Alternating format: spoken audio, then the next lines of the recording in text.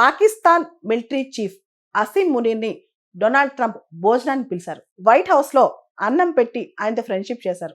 సాధారణంగా ఏ civilian official లేకుండా Pakistan military చీఫ్ని ఎక్స్క్లూజివ్గా అమెరికన్ ప్రెసిడెంట్ పిలవరు.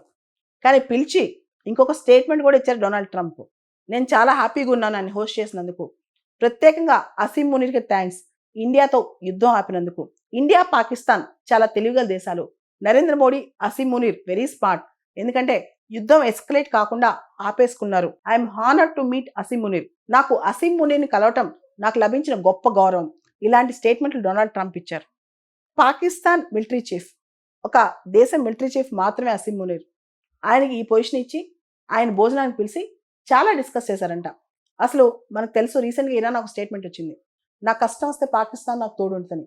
కానీ డొనాల్డ్ ట్రంప్ కథనం ప్రకారం ఇరాన్ ఎంత తప్పుడు దేశమో పాకిస్తాన్కి తెలుసు.